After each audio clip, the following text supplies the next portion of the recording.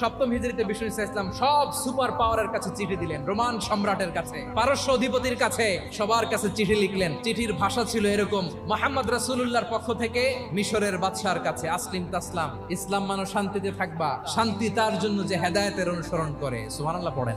অনেকে এই চিঠি পাওয়ার পরে নবীর কাছে আবার ইন রিটার্ন উপহার পাঠিয়েছে। মিশরের বাদশা মুকাওকিস তিনি বিশ্বনবীকে বিশাল এক উপহারের ডালি পাঠিয়েছেন। কি উপহার দিয়েছিল আমার নবীকে? 1000 স্বর্ণ, 2টা খ্রিস্টান দাসী, একজন খ্রিস্টান দাস, 20 থান কাপড় জামা বানানোর জন্য, এরপরে একটা গাধা যেটার নাম ছিল উফাইর, আর একটা খচ্চর এটার নাম ছিল দুলদুল। ওই খ্রিস্টান বাদশাহ আমার নবীকে উপহার দিল। বিশ্বনবী এই উপহারগুলো সানন্দে গ্রহণ করেছে। অনুরূপভাবে পারস্যের বাদশাহ, রোম সম্রাট বিশ্বনবীকে উপহার পাঠিয়েছেন। আমার নবী সবগুলো উপহার, গিফট গ্রহণ করেছেন। তাহলে অমুসলিম কেউ যদি আপনাকে উপহার দেয়, হালাল উপহার হলে আপনি গ্রহণ করতে পারবেন। রাইট।